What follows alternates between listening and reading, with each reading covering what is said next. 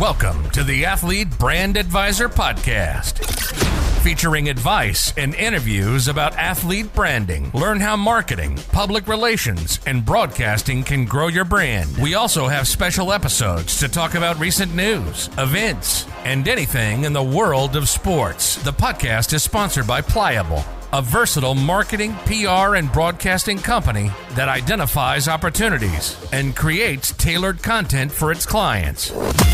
Now it's time to roll. Here's your host, Greg Glenn. Thanks for tuning in today, and for those of you new to the show, welcome to the Athlete Brand Advisor Podcast. We're glad you're here. If you're one of our many loyal listeners, thanks for being part of the podcast, and we look forward to another great episode for you today. In this episode, we're talking about scouting and playing professional baseball. Today's guest is the perfect person to talk to because, as we say in the business, he's been there and he's done that. His name's Todd Blyleven. He pitched 7 seasons in the minor leagues, reaching Double-A. Then he scouted. He is also the son of Bert Blyleven. Of course, Todd was drafted by the California Angels in the 39th round of the 1990 amateur draft out of high school, which is something we'll talk about here today. He's got 40-plus years of Major League Baseball experience, 25-plus years of professional coaching, 16 years in combined pro playing and scouting. He's signed 25-plus players to MLB contracts. Todd, welcome to the Athlete Brand Advisor Podcast. Thanks for having me on, Greg. I appreciate it. It's good to be here. Absolutely. We are excited to have you, and there's a lot that we get to talk about today. And I think the first thing that I wanted to start with is obviously being the son of a Hall of Famer. Talk to me about growing up with your dad. Oh, geez. Totally different life. Pure, joy. I mean, I got to go to the ballpark just about every day as a kid up until about my high school years and rub elbows and run around with some of the greatest athletes in the game at that time. Guys like Cal Ripken and, taking ground balls next to him, or an Ozzie Smith. And it was just, he had full access to everything in and out of the game. With all of those athletes, and they became my brothers, my uncles, my second, third, fourth, fifth dads, and that's where I grew up. Was in a clubhouse, and I cherished every moment of it. Yeah, that's a really cool opportunity. As you look back at that opportunity, do you think that shaped who you are today, and really kind of gave you that motivation and that ability to know that there were opportunities in baseball? Yeah, I think, one thing you quickly learn in being in, say, a major league clubhouse or around professionals that, are going after it every single day. They're going after that dream, whether it's hit a home run in a game and be the game hero, or it's winning a World Series, or it's just making it to a certain level. There's this feeling that you get when you're around those individuals. Is the confidence, and what you quickly learn too is how to deal with failure. And as most of everybody knows, we fail most of the time in our life, and especially growing up. And it's how you learn from that. It's how you pick yourself up, dust yourself off, and move forward. The other thing that I think you really learn, which helped me where I'm at today, is learning, routine, consistency, timing, and really being a student of the game, of really life. And those players at the major league level have the ability to adapt pitch by pitch, game by game. They trust their consistency, their routine. They're extremely routine. I had a chance to be around Albert Pujols, one of the greatest players in the game that's ever produced, and his routine. I mean, you talk about, he's a machine with what he does in the morning to how he puts his head down at night. And so I think there's obviously a lot of fun that was had in that time, and that's where I've learned you got to have fun in life, but work hard. So yeah. Yeah, no, that makes sense. I like what you said about student of the game. I think that's oftentimes where you see the most successful athletes is those who appreciate the game and who came before them and the value that's there. So that makes sense. Now, obviously, I ask a lot of my guests who their favorite athlete was growing up, other than your dad. How about that? Let's go with that. Oh, geez. I was it probably went in stages, but Willie Stargell and Dave Parker were probably my two favorite athletes growing up in my elementary, middle school years. Kirby Puckett was, and Tom Brunansky with the Twins. They were, probably my favorite athletes. And again, I was pretty spoiled. I mean, these guys were taking me out and throwing batting practice to me and spending time with me. And Terry Bradshaw was a big, I loved watching him play. I got a chance to throw the football around with him when I was 7 in Pittsburgh, and that was an amazing treat. And he didn't have to do that, but he did. He spent some time with me, and I think I probably have a million athletes I could keep listing. Just anybody that spent time with me and genuinely cared about having some fun. So. Yeah. I always enjoyed being around those guys.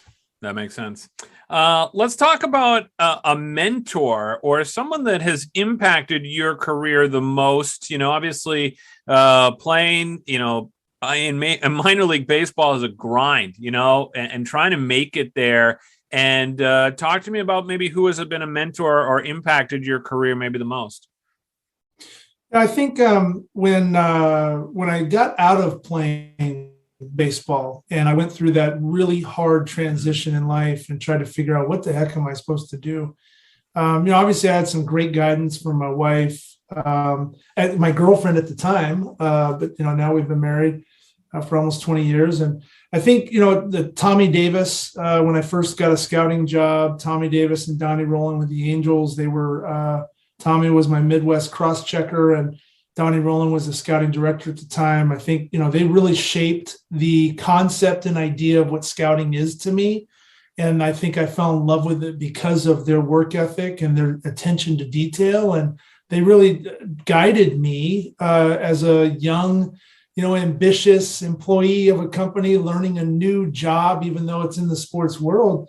It's really different than playing. And so they were true mentors. And then in my corporate space, I would say Tony Armand, that was the CEO of Shock Doctor Sports, a couple brands before that. But he's the one that got me out of the scouting, coaching realm and into a corporate field where it blessed me because I had the opportunity to watch my kids grow up over the weekends.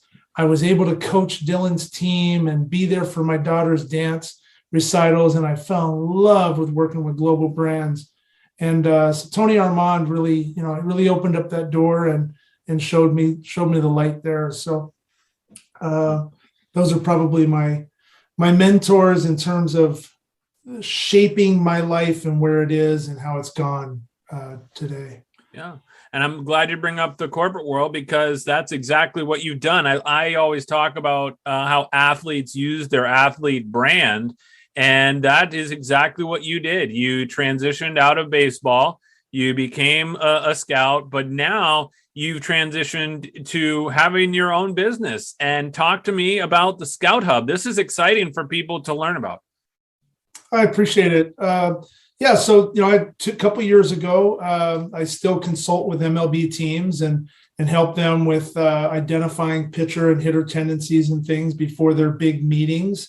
And I ended up, finding out that the technology they were using was very similar, if not the same technology as what I was using in 2009 when I was at the Rockies. And I've been a student of sports analytics, sports technology over the last several years. I've consulted with multiple global brands on that account, been an expert in connecting algorithm theories and just all the fun stuff that I guess I call it the nerdy side of sports. And I embraced it, knowing that this is where sports is gone and where it's going. And so I started the Scout Hub to really try to put all of my background and my education and my network into one place where I can help athletes, coaches, organizations achieve their not only short-term goals with maybe an organization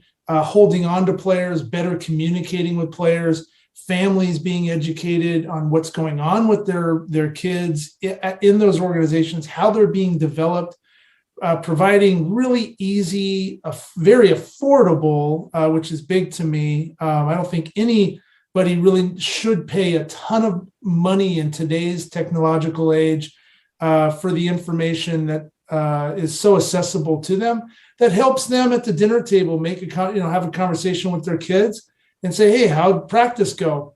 I went great. Oh yeah, I received your coach's report last week, and it's telling me all these things. And now mom and dad are in the conversation, and they're not left in the dark, so everything I've done has tried to attack and position myself to help certain empathetic kind of fears and barriers and pain points with the families, the athletes, the athlete exposure piece, with providing a really state-of-the-art product called the Athlete Resume that provides tremendous exposure, easy, up-to-date web. It's basically a custom web page that athletes can go on and update all their information, social analytics, everything. And you talk about branding. I mean, this is a great place where they need to make sure that their brand is solid when they're reaching out to college coaches. But I just continue to build products that I know, me as a dad walking through the journey with my son that's going to be a collegiate athlete next year. We're into the final stages of his high school senior year in baseball, and my daughter being a dancer, that there's a tough decisions, tough conversations to have as a family on the financial side, making sure, at the end, we want our children to succeed. That's all we want. We want them to have a smile on their face. We want them to be happy. And we walk along that line of being able to hopefully trust the people that are guiding our kids. And that's the organizations, the coaches. And so without a full transparency kind of mindset where they're being transparent with the parents and they're letting the parents know what's going on with their kids, you're in the dark the majority of your kids' practice time. So that's all I've tried to do is on the Scout Hub, try to produce really easy software for coaches and organizations to use to provide great data to the families and the athlete to hopefully better their game. And then on the athlete exposure side, try to really produce something that's super affordable. I mean, $60 for a lifetime custom web page. So yeah, we've seen tremendous success with it, right out of the gates, and I'm really, really blessed and fortunate, surrounded by great people, and just trying to have fun. So. Yeah. I love the athlete resume concept. Obviously, with the work that we do here at Pliable, people can have an opportunity to check this out at thescouthub.com. You can go learn about the athlete resume, where basically it's an online web page, like Todd has described, that allows you to upload your videos, highlights, information, your social media accounts, which for an athlete who's trying to build their brand, that is exactly what these coaches and scouts are looking at. They want to know more about you. And this is a great way to share your personality, but also at the same time, all the statistical information and the data that's out there now when it comes to all this information on all these sports that now they can have at their fingertips and not have to be calling around or digging through websites. And again, as I tell athletes all the time, you've got to control your own content. So what better way to have your own web page where you can do that? So I think it's fantastic, and I would highly recommend anybody check it out. Again, the Athlete Resume is a great tool to add your toolbox. So I appreciate it. Yeah. Now, one thing that I wanted to talk about is maybe some of the ways that you, as former professional baseball player, have used your athlete brand to your advantage. And I think about it a lot when I hear about what you did to try and start your business. It's funny, growing up and having the dad that I had when he was playing, the playing dad. I wanted to separate myself from that and create my own identity. And that was really challenging with having a last name, that's not very common, but obviously well known in the baseball industry. So no matter where I went, I was always recognized as Bert's son. Yeah. And as hard as I tried to, pitch or throw the ball when I was playing, I was still Bert's son. And so, it took me a while to really embrace that. And when I did, I quickly realized that, holy cow, this can open up a lot of doors for me. And I was very cautious on how I used it because, nobody wants to be at a party and, me introduce myself as, hey, I'm Bert Blyleven's son, Todd. So I always try to introduce myself as Todd, and then eventually they would find out who I was or who I was related to. And, but, one thing that I used in that, and my dad was a great guy, and he was he's very personable, and he gives back to charities. And there's a ton of things that he did, not only in his on field, but off field to really help people. And so, I embrace that because why wouldn't I want to be associated with that brand and be more like him? And so he became, my mentor, my idol, growing up in terms of wanting to be like him. I wanted to be able to have a job that I could do the things that he did, after I was playing and give back. And so I think, as a scout, you brought something up. When, I would go to ball games, I'd quickly listen for the conversation in the stands around players. I'd listen to how the friends were talking about the kid up at the plate getting ready to hit that I was really there to see. I'd listen to the parents talk. I'd pick out the parents and figure out, what kind of people are they? Is that the dad up on the fence screaming at the kid because he didn't swing? Is he calling out swing while the ball's halfway across the field coming towards the plate? And so you quickly understand who the athlete is. And then you're also digging into their social profiles. Today, it's full exposure. I mean, I tell my son all the time, you got to really make sure and be careful on what you're posting up, how you're presenting yourself as a person, as a player, because the schools, the coaches, nobody can afford to bring on somebody that's making a lot of mistakes and doing some not so great things, but also too, I think, and you and I spoke about this when you're talking about the branding coming from the athlete side. If you've got a positive brand image on the web and it's publicly shown, then that only creates a better opportunity for you and better conversation with those college coaches you're trying to go after and get them to like you. It's instant. You've got no bad, tarnish. You're polished up already. So I tried to do that throughout my corporate career. It wasn't an easy journey for me to learn everything I've learned to this point, and I continue to learn more daily. But I was just trying to be a really good guy and tried to, when I post things, maybe hopefully it helps people and it's encouraging and things like that. So yeah, it's branding is so big, so huge. And the other thing, talking about helping people, I do want to mention this story because this is one of the things I learned about you and didn't know, but was back down at the Route 91 Harvest Music Festival on the Las Vegas Strip in Nevada. You saved lives at the mass shooting at Mandalay Bay in October of 2017. And that to me was a story that I read online that really was just fantastic. So talk to me about that experience. I know obviously it's an emotional event, but just share with us just that story.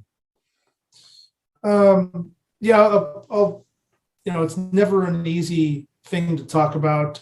So I'll give you the PG version of it, is how I like to describe it. You're painting a picture. You're there with a group of friends and family and young kids. I call them kids, but they're 21 years old, 22, 23. These are kids that we've known our entire life, and my wife and other family members, and you're there having a great time at a concert, and you're free and carefree. And then all of a sudden, the worst horror and tragedy that you could ever imagine, and, happens. And at the blink of an eye, people are dying, and all you're trying to do is get people out, and especially your family at first. And so I was really lucky. I was able to get my family out super fast within the first couple rounds of fire. And I was, as we were running out, I helped a young man lay a female down that was lifeless. And I knew at that moment that, God called me and said, you need to go back in. And so I kissed my wife and had her run off with my brother-in-law. And I turned around and ran back into the venue. And all I tried to do was, I had 2 working legs and 2 arms that worked, and I was strong. And I tried as hard as I could, didn't stop for really 8 hours, lifting people up, carrying them over my shoulder, helping others carry people, checking for pulses. But, it was a battle zone. It was a war zone. I had bullets flying by my head. At one point, you're standing there and you're waving like a third base coach on a baseball field. You're waving people around the corner because they didn't realize that there was an exit point on the other side of these makeshift kind of, beer trucks and things.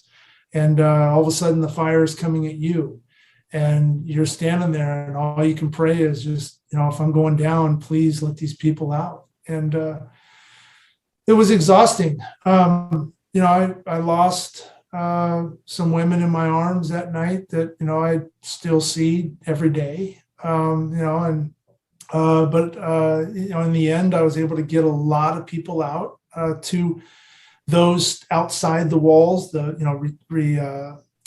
EMTs that were off duty and the nurses. And this was a country concert. So there was a lot of fire. There were a lot of military people there that were all outside, waiting for people to help. And the more I went in to that venue and came back out, the more people that were on the street, unfortunately injured, but there were 2 or 3 people now on top of them. And people started coming back out of their hiding spots.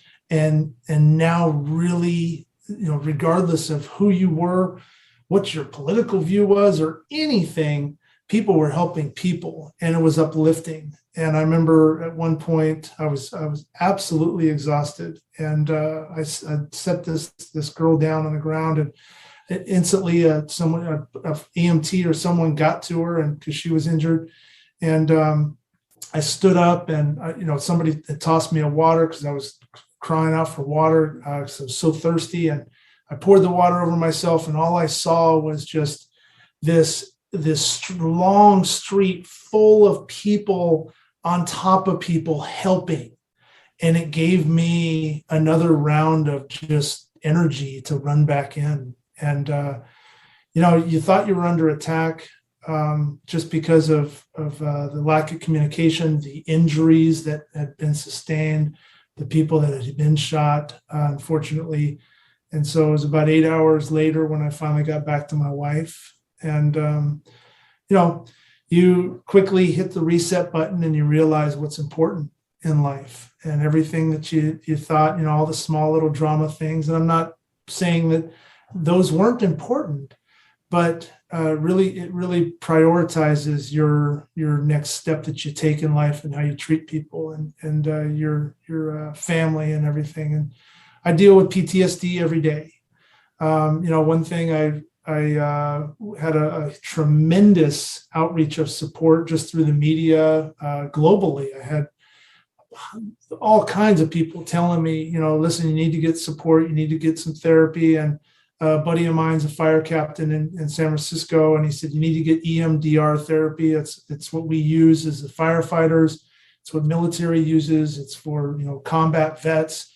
Well, it's not really just for combat vets. It's for anybody that suffered any type of major anxiety or traumatic event in their life. And so I went through EMDR therapy, found a an amazing therapist. She was my godsend. Her name's Diane, up in Frisco and Texas. And she, worked with me for about a year and a half, and it really helped me put the pieces back into in order of what happened that night. So then I can process each minute of where my boots took me, process, cry. I'm not a crier. I was raised very tough, very, very strong. No blood, no foul type mentality with my parents and my dad, especially. And, but you learn that it's okay to let it out. You need to, let that swelling subside and in the back of your mind and really talk about things. So, I have a tremendous support team that we still are there for each other. And it's from a Navy SEAL to Secret Service to an FBI agent to a LAPD Metro officer to a regular person like me that has been through a traumatic event, and we're just there for each other. And I try to make it a mission to spread that awareness of EMDR. There's some great resources out there. EMDRIA.com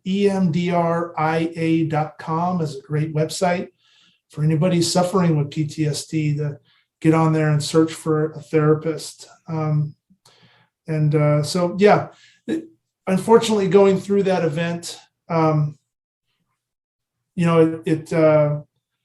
baseball, the way I live my life growing up, I think it shaped me for something it gave me that don't stop mentality. And I was really blessed to have been there to help those that needed help. So, well, thank you for what you did and touching so many lives and certainly inspiring us all. So that's a really amazing story. What I'd love to finish with here is the next big stuff that you're working on. I know you've always got that mind going. So talk to us about anything you can share that you've got as kind of the next big thing, or things that you see in sports that are the next big thing. Well, good. Thank you for the transition. I appreciate that. On to some smiles now. Yeah. So, I also work with Pocket Radar, and they're an amazing company. They, track radar velocity readings in sports. They've been around for about 10 years. And so I work with them, and, just an amazing group of minds in the tech space and, just experience that they've had over the many years. And so that's pushed me to continue to push on my development side with the Scout Hub. And we just launched a brand new college coach finder portal, which gives access right now to over 45,000 college coaches and their contacts at $10 a month. And it's crazy in the pricing, but this is what I want to do. I built it. I know how to build these things. These lists are always updated. And what it does now is it gives the athletes an opportunity to showcase their game on their custom web page, the athlete resume. And now the parents and the coaches and the organizations and even small recruiting companies are using this service now that I've just provided, giving access to 10,000 football coaches, 5,000 baseball, 5,000 softball, and on and on. And, everybody's going to make money here and there. It's a business. I get it. But I'd rather the athletes and the parents spend more money on the development side, spending money with someone like yourself, learning more about the branding of themselves, because you can have all the tools in the world, but if you don't have the meat, if you don't have the positive things, the benchmarks to put on those things, are you really going to get searched? And so I want to try to partner with great people like yourself to come in and provide guidance to these athletes. So that way, when they do get recognized and a coach looks at their resume, say, for example, it's inspiring, and I want every kid to have that opportunity to succeed, whether it's making a team. Not everybody can play college sports. Not everybody can play varsity baseball or softball or any type of sport, but having that ability to have some sort of feeling of success and walk away from the game at that time and know like, hey, I gave it everything I had. I had a lot of fun and I'm moving on with the next stage of my life. And I'm going to bring everything I learned as an athlete into that. And that's what I'm doing today. So it's pretty awesome. I really enjoy building that stuff. So. Yeah. And you do a great job and certainly became a pliable athlete. No doubt about that. Let's talk about one last thing here would be best advice for today's athletes. It changed a lot since your days, your dad's days. What would be a piece of advice you'd give to an athlete today? Yeah, I think back when my dad played, when I played, especially in the recruiting side or player exposure side, we didn't have to go to all the showcases and things. The good athletes were just, they were talked about. We didn't have a lot of digital, social media wasn't a big thing. Now it seems like social media is everywhere and it's great. And it could be a viable tool for athletes to be able to expose their game. But I think that athletes need to be able to take a step back and they need to look at themselves and look at their own game. Don't always compare yourself to the next kid on the block. That next kid on the block might be a 6'3" runner in a 60. You might be a 7'4" runner. You're not comparable to him or her, or that swimmer may swim laps around you. But what is it that you provide? What is it that you're good at? And really hold on to that and then try to work on those deficiencies in those areas of not only your game on the field, but also off, your grades. Just take a really nice snapshot of yourself. I think life speeds up, way too fast. I'm watching ball games and I'm seeing kids that don't know how to run bases. I'm seeing kids that don't really have an idea or a concept on getting warmed up for a game properly. And I know a lot of that falls on coaches, right? I mean, we as coaches need to make sure we're instilling those consistencies, those routines in the athlete's mindset. But if an athlete isn't taught that, then they're never really going to know. So be a student of the game. Try to figure out, what is it that kid on the next block is doing right? And maybe I should try that too. So, and you know what? Go out and have fun. And I know people say that a lot, and probably with my experience and what's happened to me over the last 5 years, especially going through what I went through, life is really short. It really is. And parents, one day, and my day's coming up because I'm getting ready to watch my son's last high school baseball game. And all the miles that we took all over the country, taking him to tournaments and showcases and all the lessons and everything that we did and all the great times we had, it's coming to an end. And so what do we do from there? We got to now, change our gears and walk down a different path. Luckily, he's playing college baseball, so I get to continue to watch him play. But there's a lot of parents that aren't. And so really enjoy the moment right now that you have. I mean, really enjoy it. So that's a great point. I like to end on that because, as you said, life is too short, and I think your story is a perfect example of that. So really appreciate the time, Todd. I want to thank you for coming on the podcast, and please keep up the great work. Thanks, Greg. I appreciate you. All right, friends. I'm Greg Glynn. I'm glad you could tune in and stay pliable, my friends. Thanks for listening to the Athlete Brand Advisor Podcast. Be sure to check out the show notes from today's episode and catch up on recent episodes at pliablemarketing.com. We also encourage you to share topics and guest ideas by emailing our production staff at pliablemarketing@gmail.com. We love hearing from our loyal listeners and athletes who want to grow their brand. So jump in and be part of the podcast because that's how we roll.